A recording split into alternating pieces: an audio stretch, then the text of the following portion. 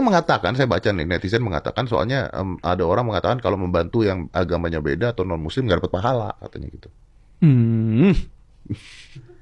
Mohon maaf ya, gini ya, kita tarik jauh deh.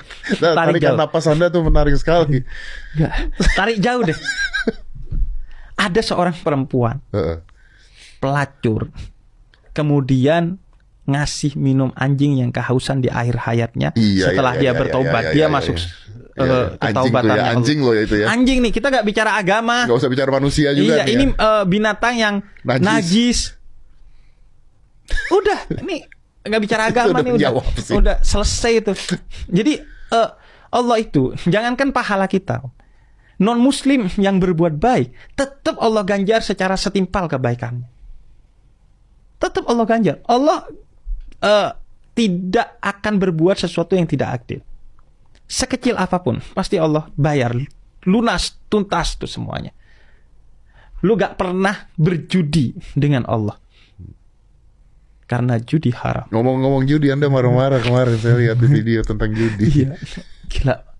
Soalnya sekarang tuh gini ya, gue ini kan ngumpul sama orang-orang tersesat ya.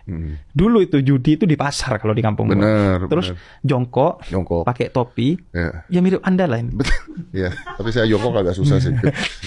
Terus masang dong, krek gitu.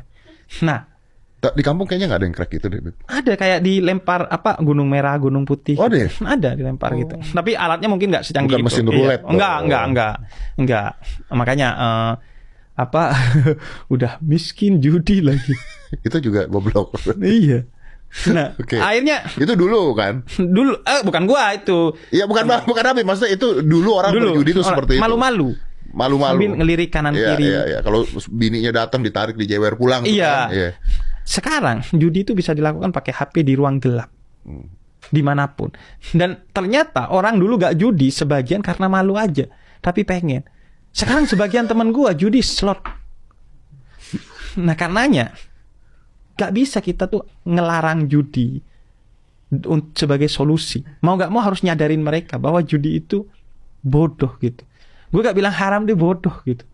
Gak usah haram dulu deh. Iya, bahkan kemarin yang menang bakar rumahnya loh. Yang menang loh. Ada tuh yang menang bakar rumahnya. Iya. Apa cerita gimana? Dia menang judi kemudian kayak kesel atau apa gitu, atau kaget, dia bakar rumahnya tuh. Dia menang judi, dia bakar rumah? Iya, ada beritanya tuh. Serius? Iya. Itu goblok banget tuh berarti dong. Betul.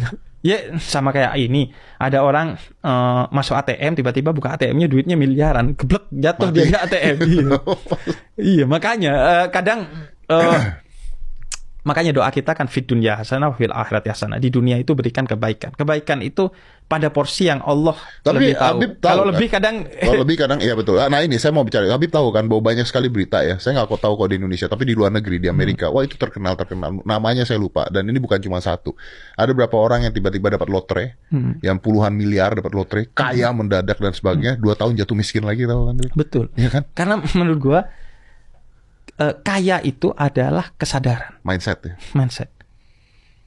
Walaupun kita dapat lotre, kalau belum waktunya, terpaksa, pasti tuh minimal norak, minimal norak. Dan kenoraan itu yang kemudian membuat dia sekaya apapun tetap tidak mulia. Orang pegang duit kan pengen mulia ya.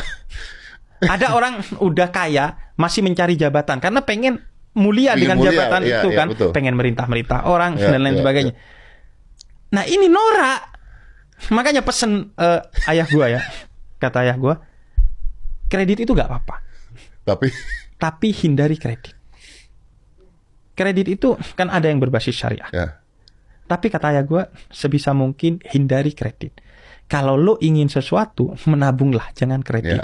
Karena ketika lo kredit, maka lo akan mendapatkan sesuatu itu saat mental lo belum berada di level itu. Oh, I got it. Gue ngerti. Tapi ketika lo nabung, lo punya mobil, saat mental lo adalah pemilik mobil itu. Ya. Jadi, kalau lo kredit, punya mobil, Tapi padahal masih miskin. Padahal masih miskin. Mental lu belum mental punya mobil.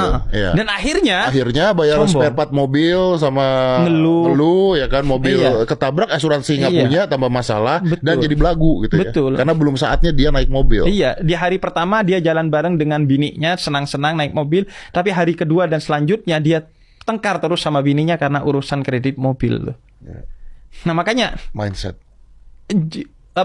mindsetnya itu, ketika lu nggak mindsetnya belum, udah deh, jangan. Berarti Anda setuju ya kalau misalnya ada orang kaya, ada orang miskin, ditukar nasibnya, semua duitnya dikasih. Gue pernah ngomong kayak begitu. Gue pernah ngomong di podcast juga di Noise. Gue pernah ngomong gitu. Apa? Kan gue bilang orang kaya tuh mindset sama kayak gini. Kaya tuh mindset. Gue bilang begini. Jadi nggak bisa kalau misalnya orang kaya mau dibuat miskin tuh susah gitu. Udah gitu terus ada orang yang jawab kan, gampang mau miskin, serahin semua harta lu ke panti asuhan, miskin lu. Terus gue jawab enggak. Gue bilang. Karena kalau gue serahin semua harta gue ke panti asuhan, gue tinggal ngangkat 1-2 nelpon teman gue bisa mulai bisnis lagi. Betul.